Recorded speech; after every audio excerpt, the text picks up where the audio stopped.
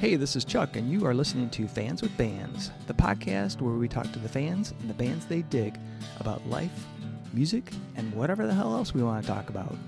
Today on Fans with Bands, we're talking to Slowfoot. Check it out. Oh, there you go. Hey, this is Chuck with Fans with Bands, and I'm talking to Frank, Mike, and Pete from Slowfoot. How you doing? Hey, man. Thanks for having us on. We're hanging out, just chilling, ready to rock and roll with you tonight. Excellent. Fantastic. And we've got Peter J. Hey. Hey, Hi. how you doing? And we got Kip. Are you there, Kip? Oh, he muted. You're muted. Yeah, buddy, still working on this technology thing. He's from Chicago. He's a little slow. Yeah, he's in Central Time, so we'll cut him some slack. So, but yeah, thank you guys so much for being on Fans with Bands. I really appreciate it. Frank, you had reached out to me and said you were interested in being on Fans with Bands, and so I was checking out the videos you guys have, and I really dig the music. I did not know about you guys until you'd reached out, and I was checking it out, and I was like, wow, this is really cool because number one, I love guitar-driven rock and roll, and you guys got this kind of soulful vibe going, great vocals, and just a real cool mix of music. And you did some really cool covers. I love that cover of Government Mule you guys did. That was fantastic. And then ripping it up at that, there's a video at somebody's wedding, and you guys are tearing it up. It was like, holy shit, this is awesome. So that's that was our buddy Emily and Mitch's wedding up in the Upper Peninsula here in Michigan, up in Autrain, Michigan. Yeah. Oh, really? Awesome. Yeah, they rented a whole camp site, like a whole campground, and we all like stayed in cabins and tents. Let me tell you something, man.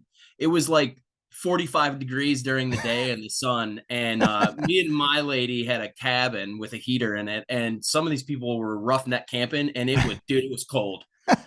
It was cold. It was like late October or mid-October wedding. It was just freezing, man. Good time was had by all.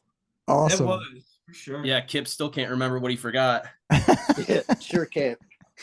But yeah, that video, that I think it's on TikTok, that video of us playing that it's a Buddy Miles song we're playing, and yeah, everybody was just locked in that night and just grooving real hard. So that was a lot of fun, man. That's awesome. So I had my take of your music from seeing the videos and checking out stuff you had on Facebook and Reverb Nation, but I was kind of wanted to get your guys' take. Like, what do you think of Slowfoot as your musical style? We're terrible, man. Is that a genre? Terrible? Yeah, no. Disappointing. I think that a variety of terrible. Yeah, it's an eclectic group of terribleisms. No, I think that we're soulful and we're bluesy, but I don't think we're blues, and we're not really like hard rock. Yeah. We just kind of play what we like and we play what we feel. To try and genre is tough. I know that question always gets me every time, but it's like rock and bluesy kind of soulful stuff. Yeah, it's very American. It's very American in its roots. It's very Americana. Very cool. Like that, yeah. So you got I think it's your first album called Something Good coming out on. You've got an album released the 23rd at Otis Supply. Is that correct? December 23rd, we're releasing our album Something Good at Otis Supply in Ferndale, and the album drops the same day on all major streaming platforms. I believe December 9th, which is 2 days from today. It'll be available for pre-sale on iTunes or Apple Music. I don't know if those are two things. I'm getting older and I don't really understand what the whippersnappers are doing anymore with the music, with the iTunes and the Amazons and the Deezers, and there's a whole bunch of them. But we just got the CDs in the mail. CDs. Yeah. Whoop-de-doo. I don't know what we're gonna do with them, but we have them and we're so excited, man. We've been making new merch and really hammering down our set. We've got a guest percussionist, Dan Wallach, coming in to do the Santana piece there. He's got congas and timbales and bongos and shakers and bells and whistles and screamers and laughers and all the fun stuff, Yeah. So I think I saw that was recorded at the Temper Mill. Is that correct? we did the bed tracks at Temper Mill in Ferndale. Okay. And then Peter J has a space in his basement, and we did all of the overdubs, all the reworks. Pretty much, if Temper Mill caught the heart of the album, Peter J's basement caught the soul of it. It was all the everything else was done there, and we spent way more time at Peter J's house than we did at the Temper Mill. Here you could see some of it here. Oh, it's a pretty yeah. groovy room, Yeah, for sure. It's very, very, very comfortable. Yeah, hell yeah. It's a very cozy. Very nice. So, Oh yeah. So where was the mixing? We got some great tracking here. Oh, cool. So Peter J did the mixing and mastering as well, same place. Nice. In the bunker there. So we've known Peter J for forever. It seems like there used to be a blues club in Auburn Hills called Callahan's. Yeah, I remember that place. Yeah, Peter J was the dude behind the magic there. He was in charge of all the audio there. So I believe the first record that we ever did, we were in a band called Dirty Basement Blues. Peter, Michael, and myself were in a band called Dirty Basement Blues, and we recorded our first record at the Sound Shop out in Macomb. Josh Ford engineered it and produced it for us, and then Peter mastered it for us. Cool. And then our second album was a live album called at Callahan's. Peter J mixed and mastered it for us, and then when Slowfoot was ready to do our record, it was like there was a no-brainer. We were riding with our guy here. So right. Excellent. We did a lot of shows together Yeah. for many years. Oh yeah. Yeah, so you know each other, and tendencies, and temperaments and all that, because you start getting into recording, and you're gonna have to redo stuff, and you get frustrated with things, and it's not all rainbows and lollipops, That's for sure, man. That's for sure. So, so how did you guys get together? How did the band Slowfoot come about? And before you answer that, how did you come up with the name? So the name is Slowfoot originally was myself, Michael, Chris, and Adam Stone was the drummer. Adam ended up wanting to do something different than what we were doing at the time, so we brought in our current drummer, Tony. He like broke his foot or maybe ankle playing hockey like 2 weeks after he joined the band. Oh, man. And it was his hi-hat foot, so it's like it was fine, but he was like, we rehearsed in a notoriously dirty basement, just like beer cans and drums and guitar parts and God knows what else down there. So it's kind of tough to walk through, and he was like crutching his way through the filth. And Mike goes, "Hey, hurry up, Slowfoot, we got to practice," or something like that. And we've been trying to figure out a name for months, and then it just stuck, So that's Slowfoot. It's people always think we're like riffing off the Clapton thing, and we're not, That's what I was wondering too, if it was the slow hand, slow foot. But yeah, that's cool. No, it's way stupider than that. So how long have you guys been together? I think we've been together in this capacity for 5 years, but I always lose track of it because I lose track of everything anymore. But I think in this iteration, we've been together about 5 years, and we did one kind of halfway live CD when we played at Callahan's, and it was just kind of, we recorded that night, just spur of the moment, whatever. And Peter J mixed it and mastered it for us. But this is our first like studio. We get to go in and like really work it out and do exactly what we wanted to do, sort of thing. So this is probably the biggest moment as a band for us, getting this album out. It feels like we're birthing a child. So what was it like for you guys to record this? I mean, had you I guess let me back up. The songs that you've got on this album, what was the songwriting like for you guys? Did you were you going into the studio putting stuff together in the studio, or did you have a catalog of songs you had ready to go? We had everything pretty much ready to go. There's one song that was written about 2 weeks before we went into the studio that didn't end up making it. So we're still kind of working that one out, but everything else was pretty much done. It was a collection of songs for myself that I'd been working on since begun writing songs, you know, Uh, that I'd never recorded. And then I think I wrote 3 new ones to put on the record.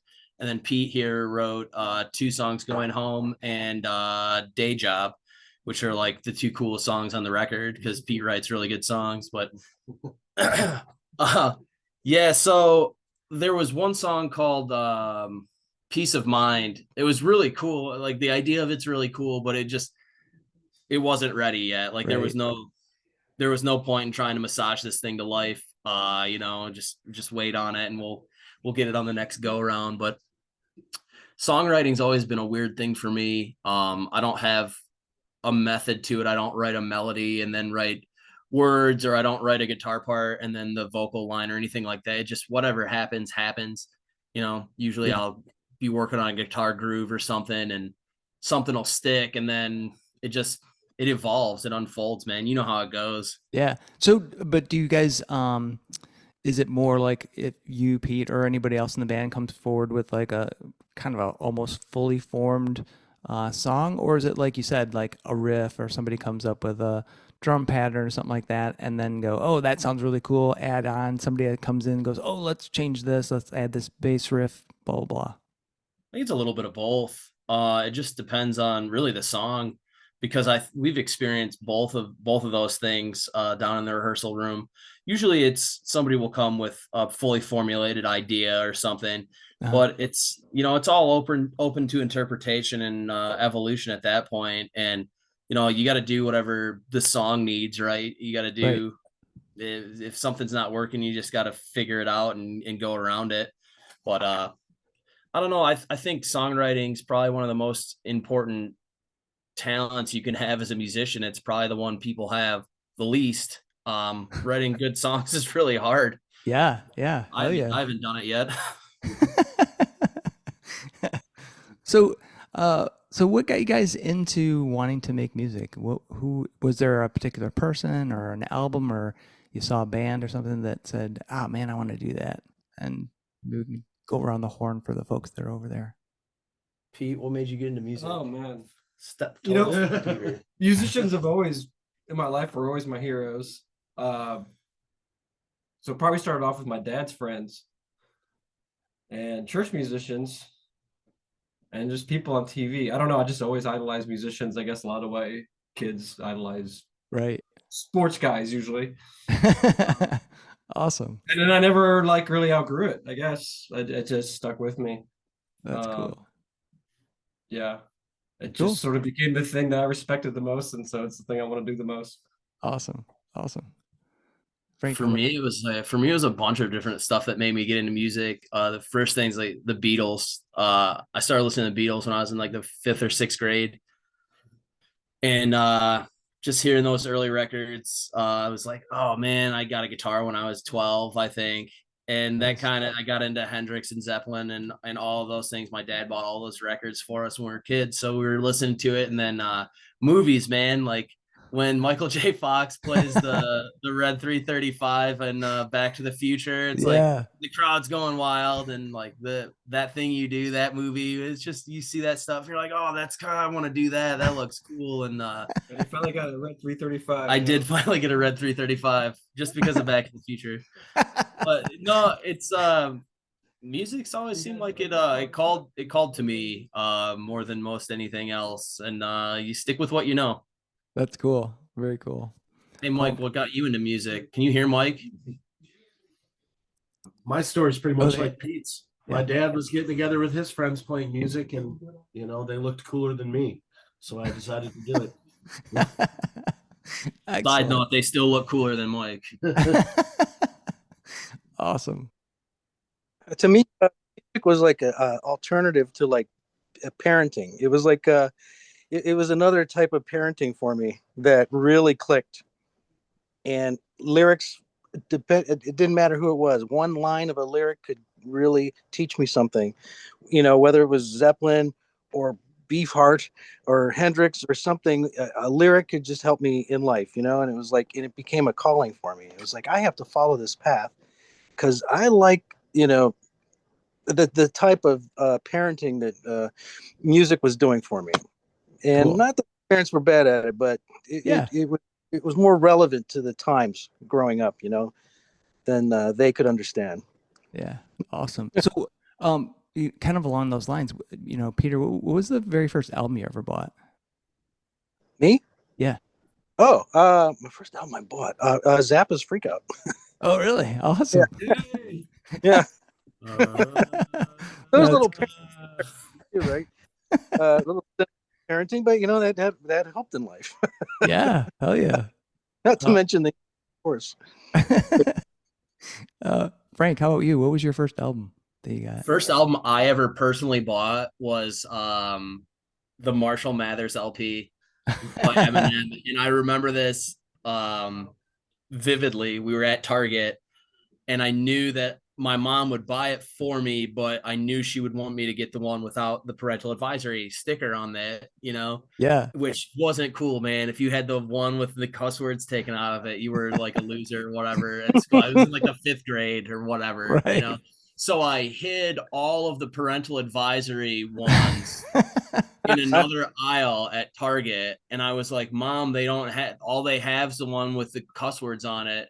And she said, if you're walking around the house swearing, I'm going to beat your ass. This is what she said to me. And it never happened. She didn't beat my ass at all. And I was walking around cussing like an MF around there, like rapping Slim Shady.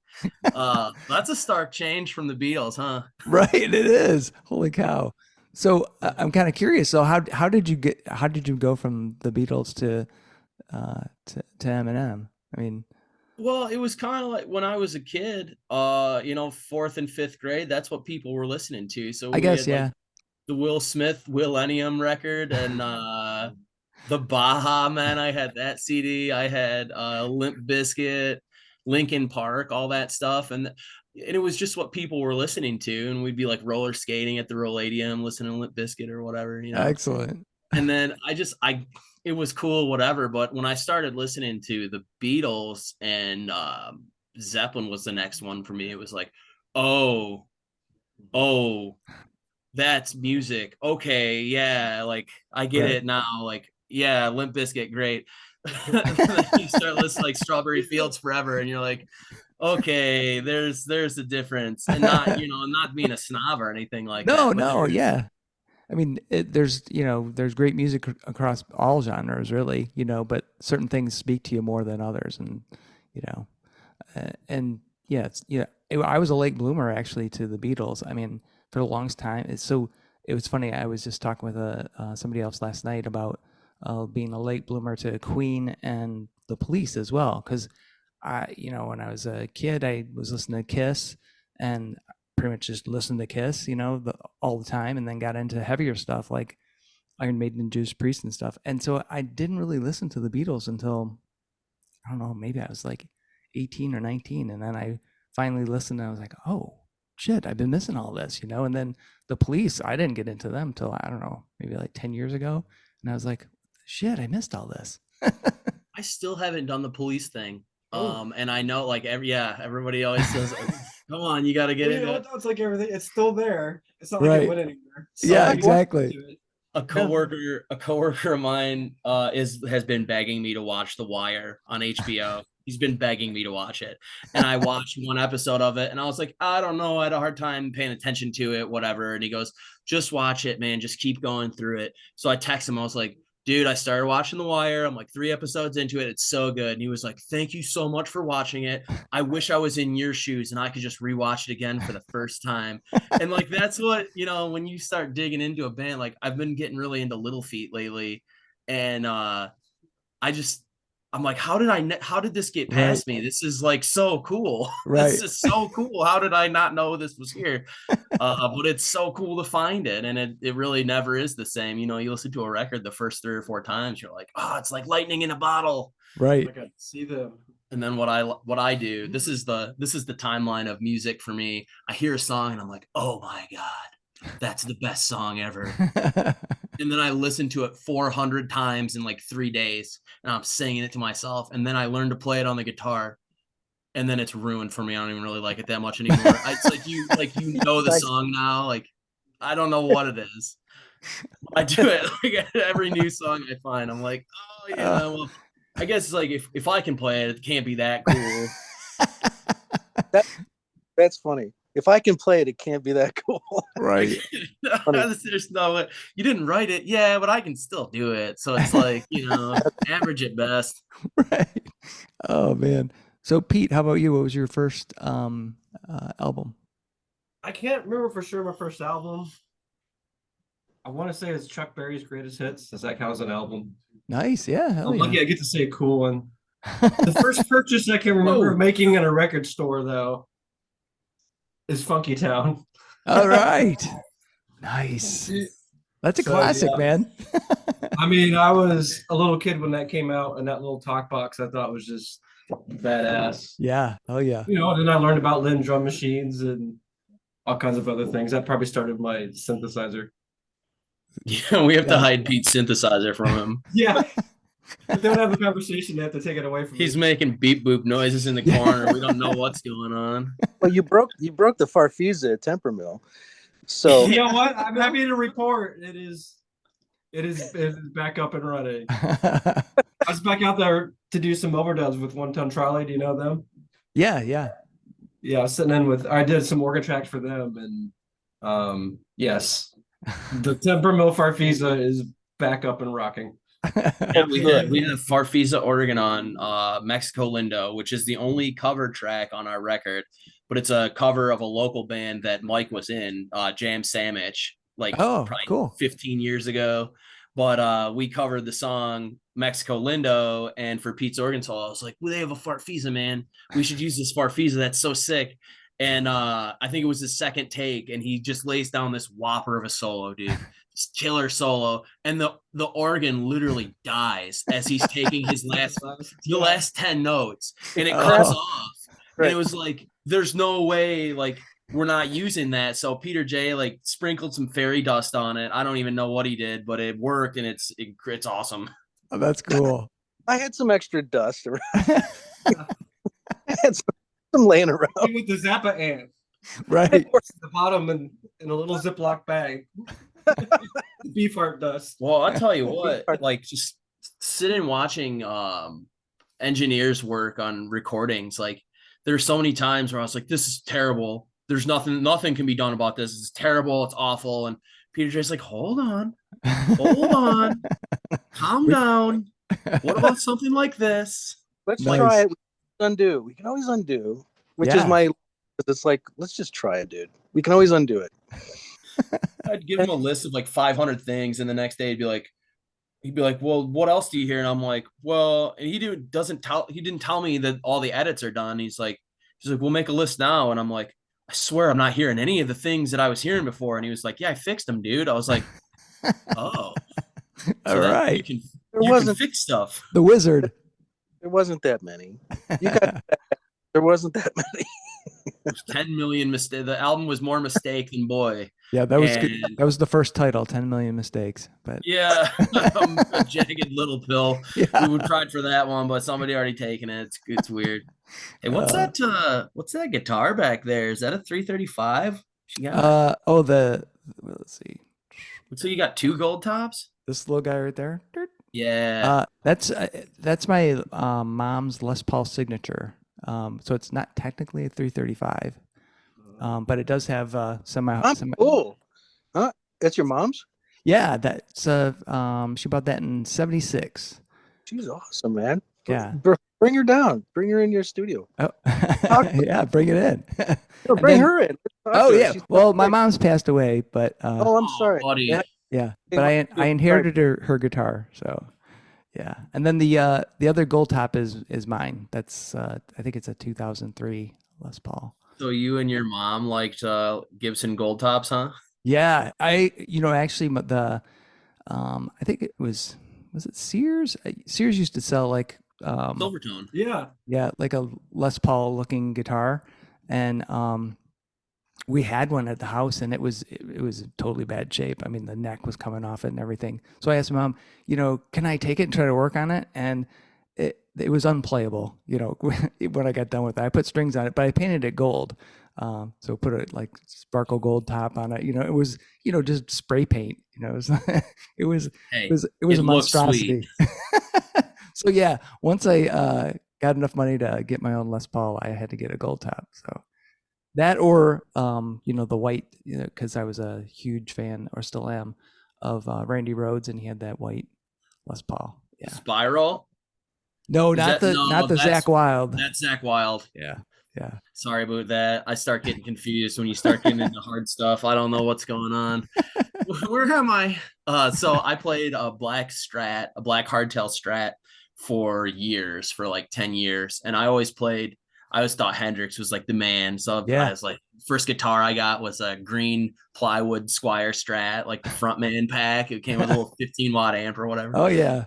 And for my 16th birthday, my dad was a mechanic. He still is, but he was like, "Do you finish a motor job in the driveway?" and hands me like $1,000 and was like, "Go get a guitar, go get a nice guitar." And I went and bought my black hardtail Strat American, and I played that thing for like 10 years. And I went up to Motor City Guitar to warranty a cable, and I saw the 335 that I have now. It's like a red flame maple top, and it's just the prettiest little girl you've ever seen in your life. And I It's my bought. favorite guitar ever. I love that thing. I'm so glad I'm more glad he got it than I think that he is. So I brought that thing home, and I haven't touched my Strat since. And I think about it all the time. I'm like, I really should play the Strat, and then I pull out the 335, and I'm like, I know. Yeah. 335.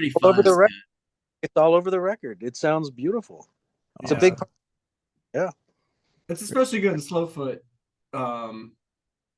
because Mike plays a solid body Strat sound. Yeah, Mike has the Paul Reed Smiths or Fender leads. He has a Fender leads too, but yeah, it does give us a different texture. And Yeah. as we're kind of growing as a band, we're trying to get more into the dual guitar lead and guitar harmony stuff. And it's a total different way of thinking if you've never dipped your toes into it. There's some learning that goes along with it that you have to do. And so we're kind of working on it, because I think, we've got the guy playing a Hammond organ through a Leslie, and we got the soulful vocals, and the good rhythm section, and a bass player that can do some really interesting things outside of the box type stuff. It's like, we should probably incorporate a little more Allman Brothers esque stuff with us. Play some more fifth harmonies. Do some weird Hell yeah. I cats love meowing things. I love the Allman Brothers. So love those. Almost jazzy interplays between the guitars is very cool. So speaking of Mike, what was Mike's first album? Is he still there? Mike left. Mike's gone. All right. Mike, here. What was the first First record? album, First you're up. record you ever bought? First record I ever bought was the Black Metallica album and Use Your Illusions. Oh, really awesome. That was good. Yeah. Excellent. Excellent. Oh, we got somebody else is joining. So Was it Glenn Hutchinson? Oh, geez. audio's connecting. We'll find out. I wonder which Glenn this could be. We know at least 75 Glens. They're gonna scum up the airwaves. Hey, Kip's here. Kip, where have you been? Just listening. Hey, Kip, what was your first album?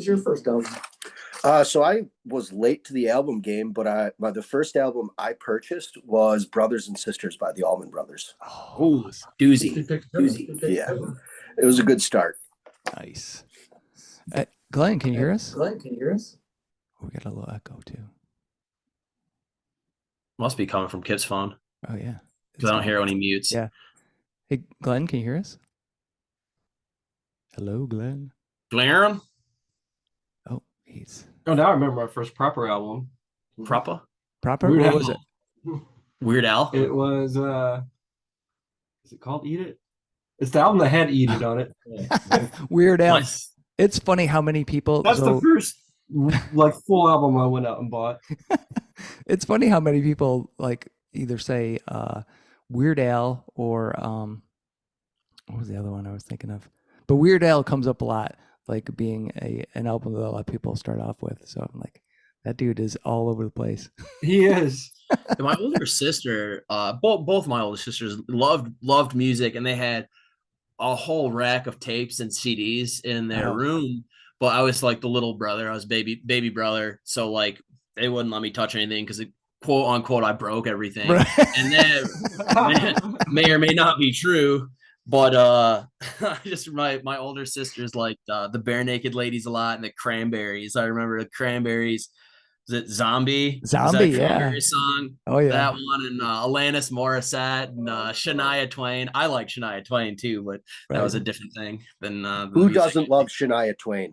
Oh, big time, buddy. Absolutely love Shania. Yeah, you better believe it. So we like to keep it eclectic over here at the Slowfoot, in the Slowfoot camp. We Yeah, like to keep it real. There's nothing wrong with that, man. So, kind of on first, what was the very first concert you went to? I will never forget this. It was Foghat because really? I had just gotten the Foghat Best of record or whatever. It's got like Fool for the City and Slow Ride and I Just Want to Make Love to You, Maybelline, stuff like that on it. Yeah. And do you remember are you from like the Oakland County, Metro Detroit area? I'm in Ann Arbor, but I was born in Detroit, so I know the area. So Pine Knob had the $5 voucher concerts when I was like 13, 14 years old, right? And Foghat was coming, I forget, like with Blue Oyster Cult or something like that. And my dad says to my older sister, hey, there's a concert coming with Foghat, this band from when I was a kid. I'd like you to see them. And I was like, I want to go. And my sister was like, you're too young to go. Da, da, da, da, da, da. And I was like, you don't even like Foghat. But yeah, so we went and saw Foghat. I think I was 12 or 13 years old. It was cool. That's the perfect time to see Foghat, I think, for sure. Yeah, hell yeah. How about Pete? Are you still there? Yeah. Oh, Uh, No, I didn't get to go. I wasn't allowed to go to concerts till I was kind of old because that's how my parents were. They're afraid I'd go get high, and I guess that proved to be a problem with concerts and me. So what was the So first the first one though Yeah. was Harry Connick Jr. Oh, nice. and it was Madison Square Garden, and Oh. my mom actually had to go like get tickets for me. So it was pretty cool. So she Wow. got tickets from her friends, and we hopped on a train to go see Harry Connick Jr. And God, that concert was good. Nice. I don't know I anything. mean, they've all gone on to their own. That whole big band's gone on to their own greatness too. I Yeah. don't know anything that Harry Connick Jr. does. What is? I hear the name. He does big band, Yeah. and this is when he was sort of in his Frank Sinatra era, I guess. I would Yeah. say. Because that's how I think of Harry Connick is the he did a lot of Very like the Sally standards, yeah, that Frank did. So Yeah. with the same big band kind of thing, and like I guess that'd be considered technically like 40s jazz, but yeah, very cool. Yeah, pretty much it was. Yeah. Yeah. And then I followed that up with Fish. Nice. Just to prove my mom right, I went and got high and got acid at a Fish show. Oh man. Peter J, how about you, man? Where's your first show? it was the Livonia ice rink, and I was too young to really go inside, but it was the Stooges were playing in the ice rink, and I was like, and I was on my bike, my little Schwinn bike, banana seat, whatever, and everyone was like, Livonia didn't really have hippies; they had like more like greasers, like greasy hair, feathers, and it was a tough looking crowd. And they were talking about like the band inside was the Stooges, which I thought was hilarious because I was like 10.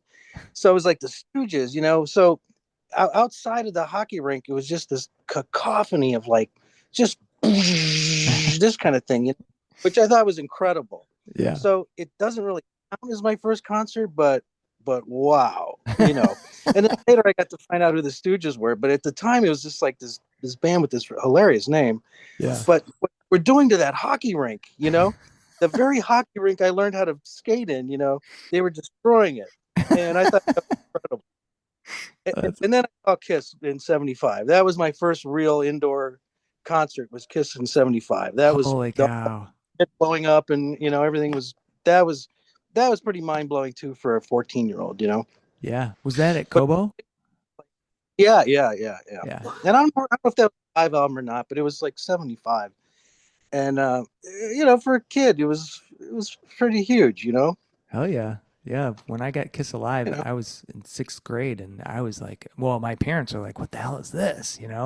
But I heard it at school, and I was like, "This is fantastic!" Yeah, Chuck, little were your football. parents cool, or were they like worried that you were gonna like be like knights in Satan's service and all No, that stuff? yeah, no, No, they they were were spray painting guitars together, right? right. That's Rock and right. roll, Yeah, mom. yeah. My mom. Well, my dad was.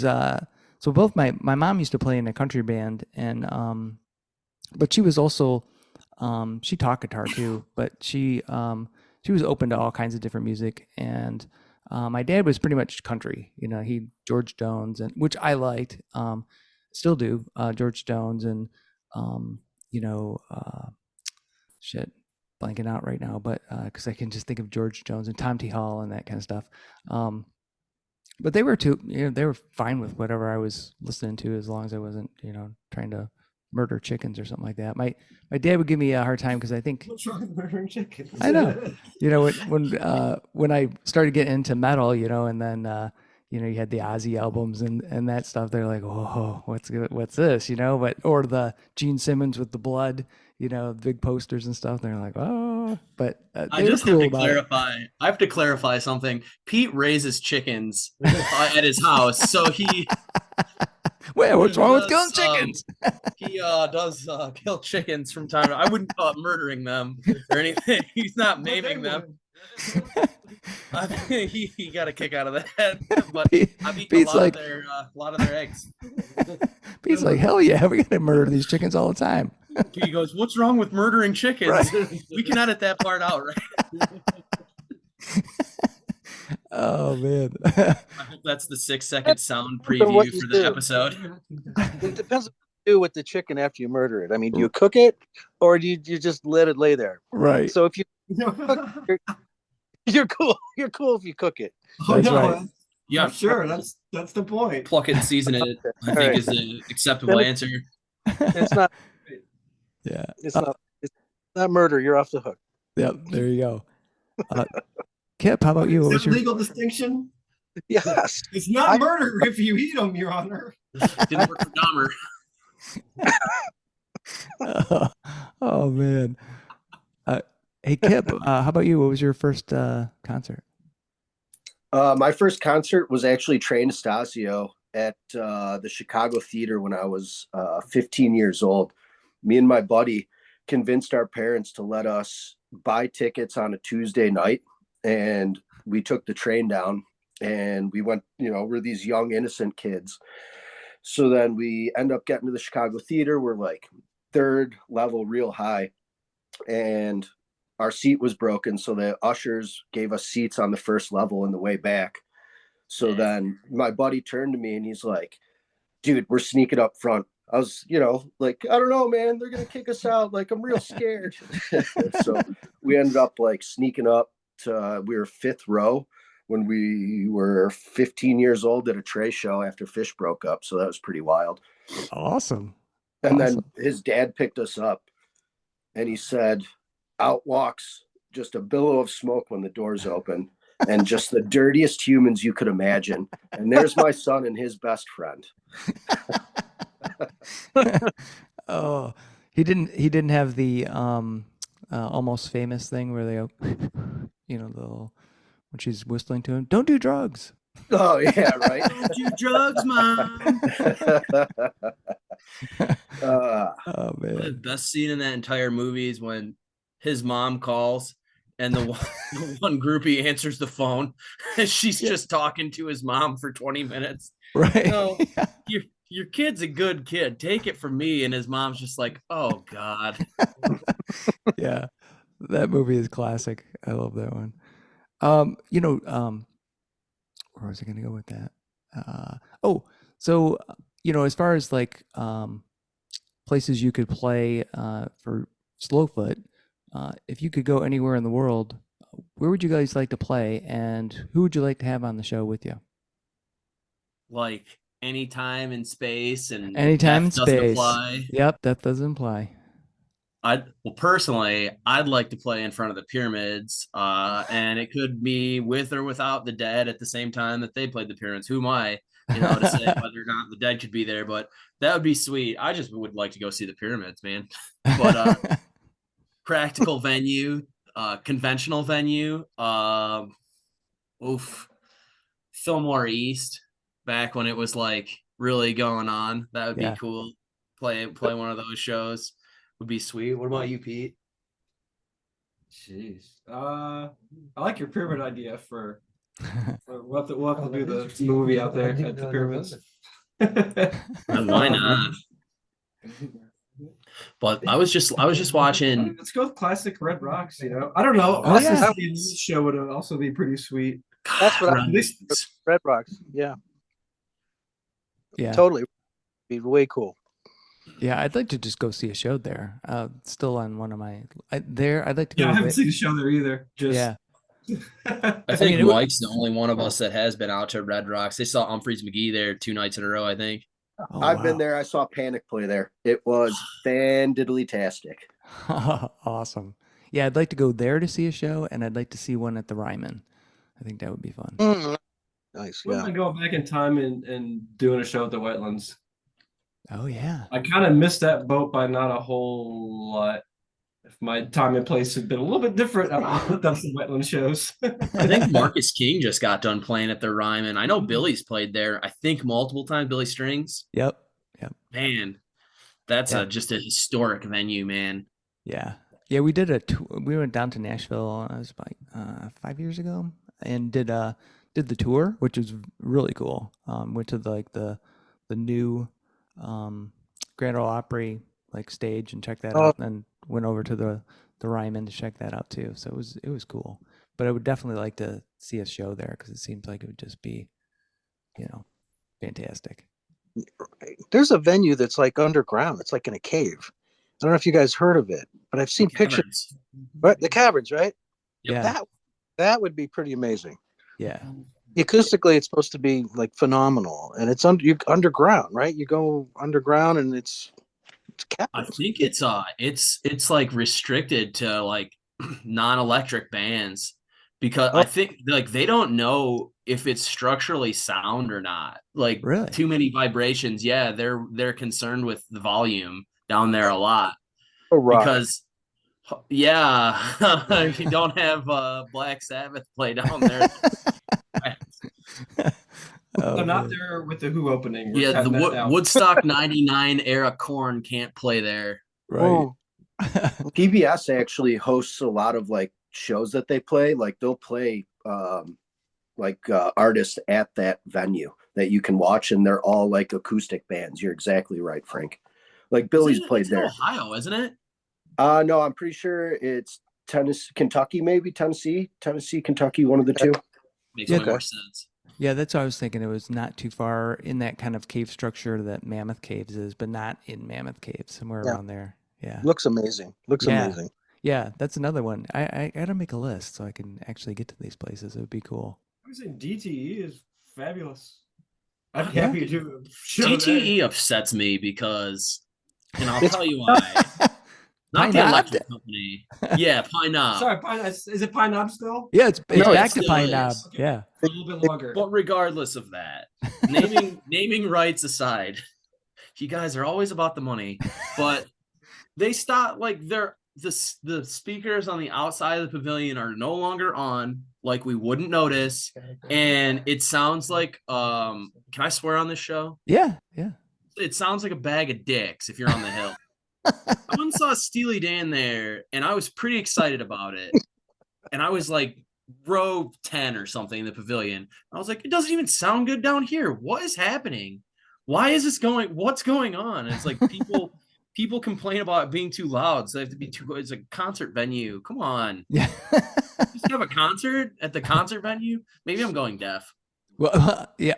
Well, maybe it is hit or miss because when I saw the Black Crows there this summer, it sounded pretty. Or actually, they weren't there this summer. That was That was 2 years last ago. summer, but Last that summer. concert was Yeah. crazy, dude. Yeah. There were so many people there. Yeah, but it sounded pretty good, I thought. We were standing on the back side of the hill, about a third of the way down the back side of the hill, and there was just people. You couldn't go any. It was wild. Well, I went and saw him up at Soaring Eagle. That's where that was this summer, and that was Was that outside. with Max Saturn opening for him? Yeah, it was. I haven't listened to those guys too much, but I hear their names everywhere, and I've seen a couple of their videos, and they just look like they're just high energy, like real deal rock and roll, man. It's so cool that they're Yeah. local boys.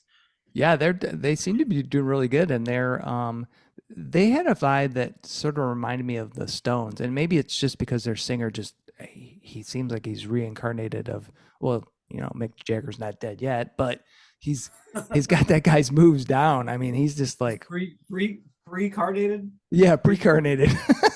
Do you know of the magazine Rocket Night out of Florida? Do you know Charisse at all? No, I don't. So I've been working with her for like a long time. She'll do write-ups and album reviews, and they have photographers everywhere that take pictures of shows. Like they did the Who when they were at Little Caesars Arena recently. Oh, cool. And all that. And she told me about Max Saturn probably about a year ago. And what she said was the lead singer has major Mick Jagger vibes. That was like a year ago, dude. Yeah, he does.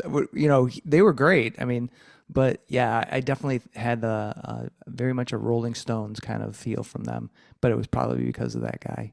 I can't think of his name, but I used to know the drummer. He was in another band before. The Lows, that was Angelo Coppola. Yeah, yep, the Lows, yeah. So. I remember that. I was, man, it's funny, like social media is so funny because you don't really know these people, but right. You know them. If you like saw them in person, you'd be like, hey, I think I know you from the internet. That's really weird. I know that happens, every once in a while, because somebody will come up to me and say, "Hey, Chuck," and I'm like, "I don't know who this is," but we're like, we're Facebook friends. I'm like, "Oh shit, sorry, man." I thought you were gonna try and sell me B vitamins. I didn't know you were a real person. Right. So you get the album release on the 23rd. What else you got planned in the hopper for the band? So December 10th, we're playing at the Crowfoot, the Pike Room of the Crowfoot with some friends, Balls Deluxe for their Christmas party. Them and the band Wide Track, and I can't remember the other band on the bill, and I'm so sorry. Ghosts of August. Yes. Okay. So we're doing that, and then January 16th. It's not for sure yet, but we have a major announcement coming up. All right. Early January. I don't want to say it yet because it's like just in the works today, but cool. That should be neat. We have a music video coming out on the 16th of December for cool. Pete's song Day Job. Starting Frank. Honest to Hoyle music video. We have a script and everything. We actually really did it. There's even some scenes in black and white. No big deal. Nudes of Frank. So yeah, my OnlyFans has gone platinum. No, it's really not. If you would go over my OnlyFans, I'd appreciate it. I could use the traffic. But so we got a music video coming out. We have a bunch of merch coming out, and I'm just excited to see where this goes because this is the first time. We've been doing pretty good as a band, getting on decent shows, and we've been doing a little festivals here and there. But it's the first time we actually have something to actually promote. Yeah, and we'll have our CD release party pictures. We can make a real EPK. We're gonna multicam shoot the release party. Oh, cool. So we'll be able to cut that up and do hopefully we did a couple cool songs out of it. Maybe the whole thing's really cool. We can make a live album to release down the road. Yeah.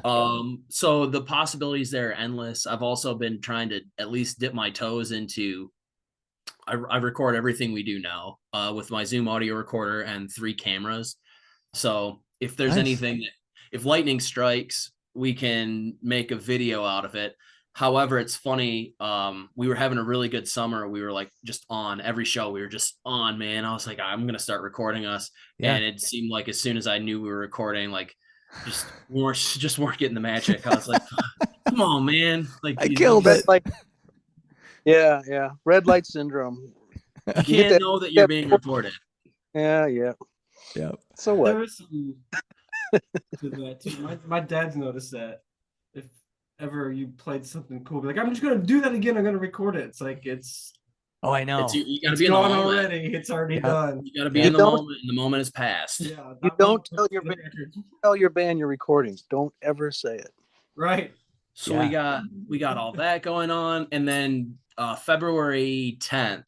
We play at a little local festival called the Groove Hotel up in Chelsea, Michigan, with Desmond Jones, Covert Ops, Leroy, the Outfit, and the Mac Pods. Nice. So where's that going to is be at?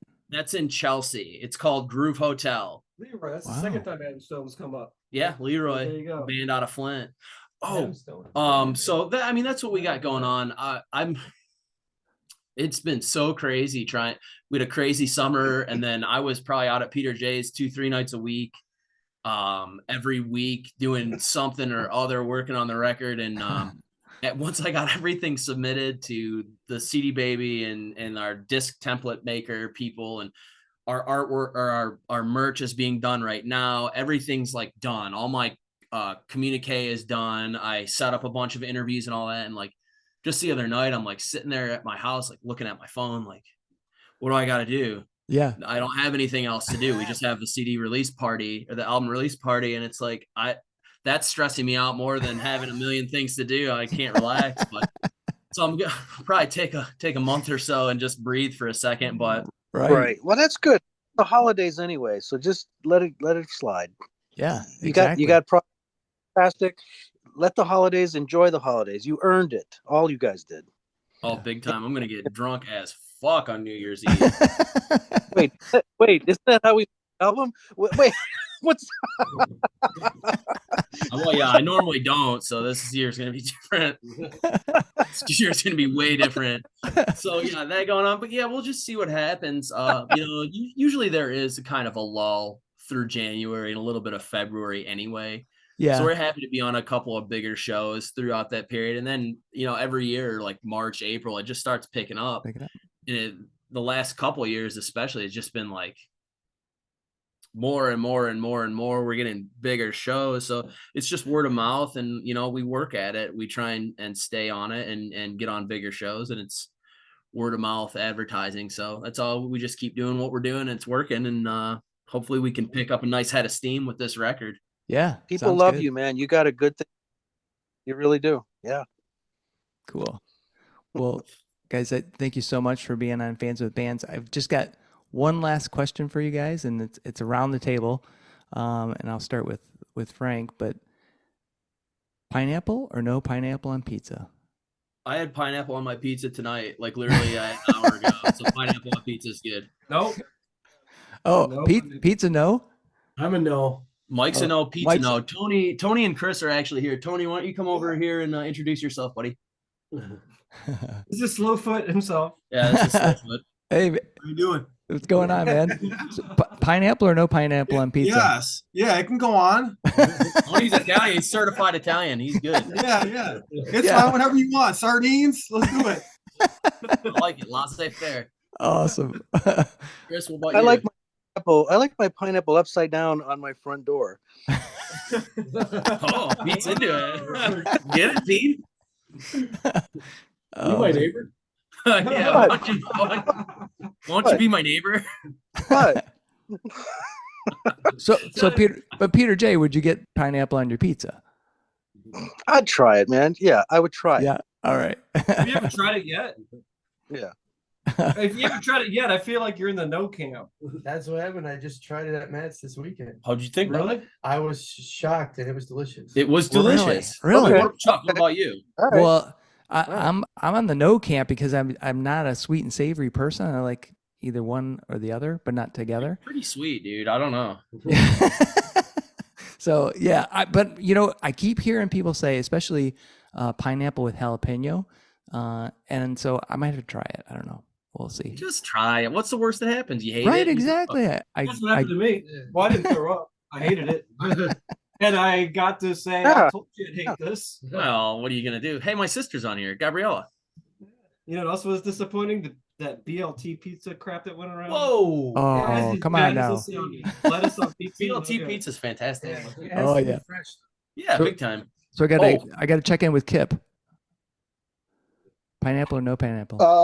Totally pineapple. And I'm going to be honest, Chuck, as another fellow bald-headed male, Yeah. I totally expected you to have our backs on this one. I'm not going to lie to you. I'm sorry to let you down, man. Yeah, that's all right. That's okay. And Frank, this is your sister Gabrielle. Can you hear us? Yeah, I don't know Gabrielle? if she's paying attention or maybe she's just trying to bolster our views. Yeah, She's got a 3-year-old. Her house could probably be on fire right now. My house is on fire because I just burnt my pineapple pizza. Oh shit! Oh, awesome.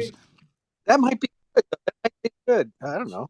Yeah. Well, it sounds like Peter J that we've got to give it a try so that everyone, we can make an intelligent decision Right. about it. If you roll pineapple, ham, and bacon, you're not going to be upset. Well done. The pineapple well done might be. With the char on it? I mean, all that sounds good without the pizza underneath it. Oh! Oh, man. Oh, Lord. So I do have to do one thing before we sayonara here. I haven't mentioned our supporting acts for the album release show, and I definitely want to give those guys a plug for sure. So we have Dan Menard is opening the show, and if you don't know Dan or haven't seen Dan play, he's like the most memorable, fantastic singer you've ever heard, with just a powerhouse cannon of a voice, and his songs are topical, they're clever, they're well written. He's a fantastic guitar player. So Dan is opening the show for about 45 minutes, and then Billy Brandt and the Sugaries are playing after us. Oh, really? And if you've never seen Billy Brandt, he's in a new thing called Voxana, which is kind of more acoustic-ish, but everything he does is outrageously harmonically just perfect. They do like these vocal harmonies that are wonderful. Every musician that he plays with is just incredible. Check them out, consult your local library if you need to. Billy Brandt and the Sugaries and Dan Menard. So I definitely wanted to give those guys a shout out. Cool. Not forgotten, Yeah, for sure. And I'll put links in the show notes, and I'll be sure to share the stuff on social media so you guys hopefully have a good show on the 23rd. Heck yeah, man. Yeah. Well, thanks again, guys, for being on Fans with Bands. I really appreciate it. And thanks, Peter J. and Kip, for joining as well. It was fun. Yeah, thanks, guys. And Meet you, man. We'll talk again soon, I hope. Yeah, for sure. All right, Thanks guys. for letting me be a fifth wheel. Appreciate it. Thanks, Kip. Thanks for taking a break from pounding your butt out there in Chicago, bud. All right. Okay, guys. Thanks again. Take it easy, Chuck. Thanks. All right. Thanks to Frank, Pete, Mike, Peter J, and Kip for joining me in this episode of Fans of Bands. It was awesome to get to meet the guys from Slowfoot and learn about their new album called Something Good, which you can pick up on December 23rd. Be sure to follow them on Facebook to find out where you can catch them live. I know I will be looking forward to getting out to see Slowfoot in action. See the show notes for all the details and links. These are tough times for everyone in the creative industries such as music. Your support of live streaming, purchasing music, and merchandise is critical. If you can help out your local artists, please do. If you are in the Michigan area, consider following the Playing in the Detroit Area Tonight Facebook page. It is a place for fans and bands to support each other and share our combined love of music. Thank you all so much for listening. Be sure to hit subscribe on your favorite podcast service to get each and every episode of Fans with Bands. Spread the word by rating the show and leaving a comment. We want to hear what you think. You can keep in touch by following us on social media. This is a Life in Michigan production. Until next time, be well and kick out the jams.